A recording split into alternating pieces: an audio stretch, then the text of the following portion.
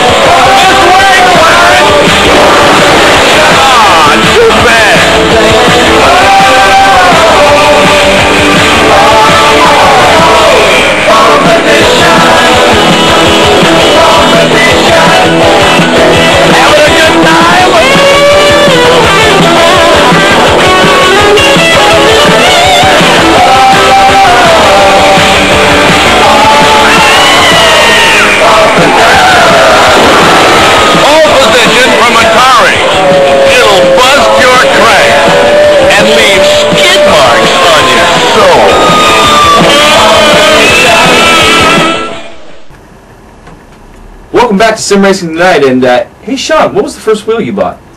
As a matter of fact, Aaron, why don't we go to my segment on peripherals and we can all find out. Sounds good.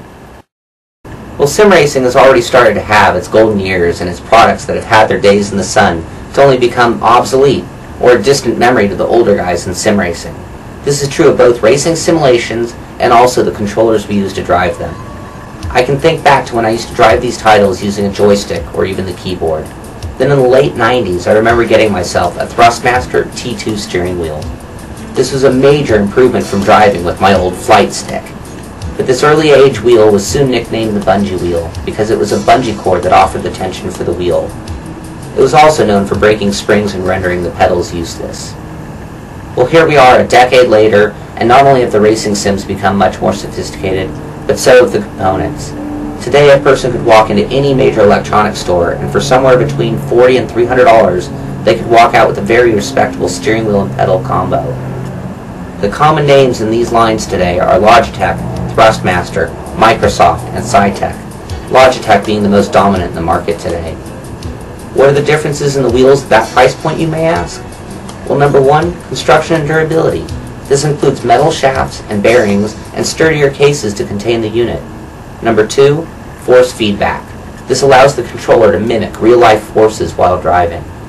Number three, extras. At $300 or so, the Logitech G25 comes with a shifter, force feedback with dual motors, and also a clutch pedal.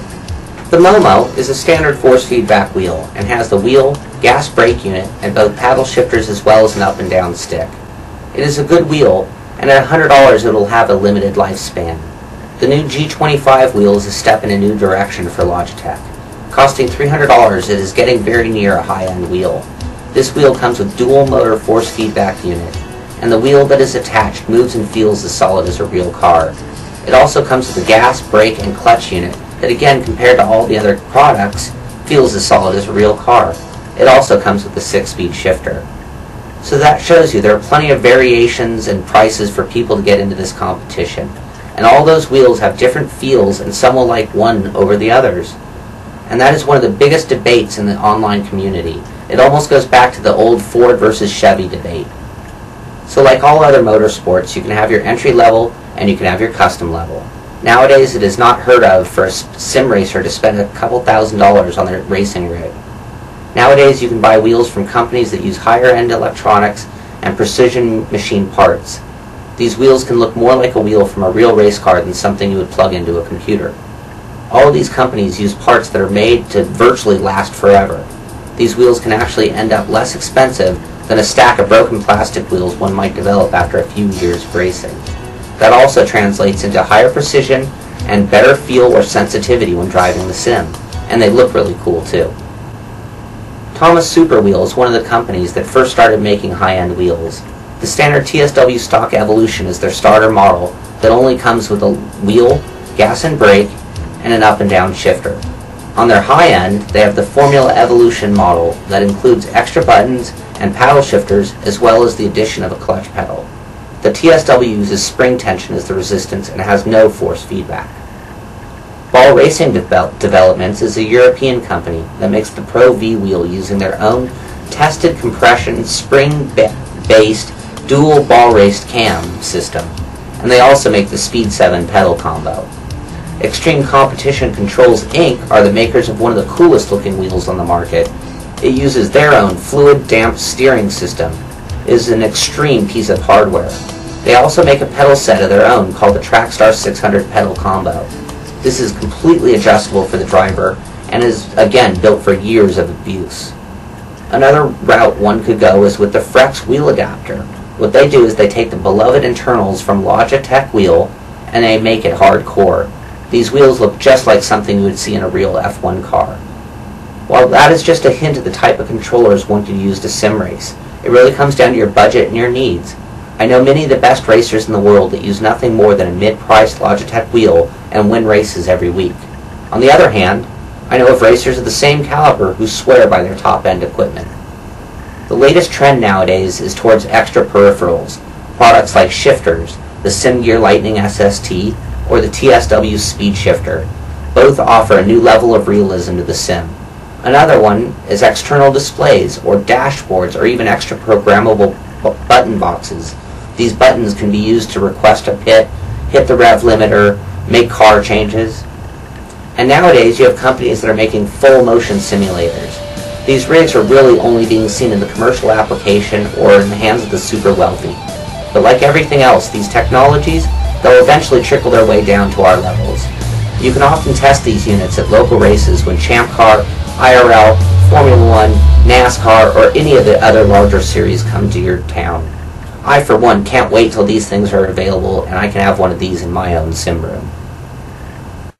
Wow, Sean, great piece on peripherals there. That was really informative. Thanks a lot. Well, I guess we all found out what kind of wheel I have, so what's your wheel story, Darren? I actually had the Thrustmaster T1, which was the model before yours, and same thing, Bungie. Actually, I had the roller pedals, which were, man, what a pain in the butt those things were. And not a pretty wheel. Yeah. Well, that leads us, it's probably time for TA's Tech Corner. Why don't we try checking in with Terry again? Right, don't we? Hey, Terry. Come on, guys.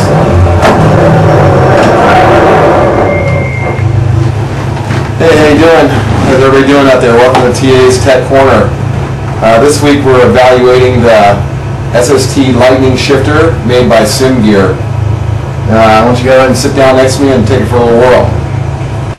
TA's Tech Corner. The secret to the Lightning SST is the super short throw and design of the gates, which allows the driver to make extremely fast and precise shifts. The shell housing and 360 swivel mount is made from machined billet aluminum. Ball and socket are both Delrin for perfectly smooth and greaseless ball joint connection. The linear spring bias is made from Delrin and stainless steel.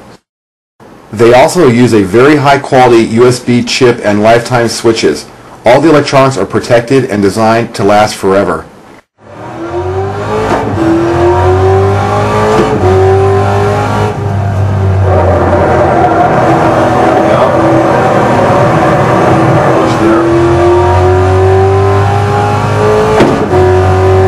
Once you get the hang of it, man, this is really good, solid shifting.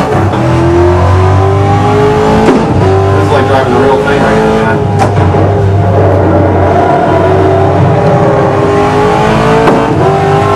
You know, Corvette with paddle shifters in it.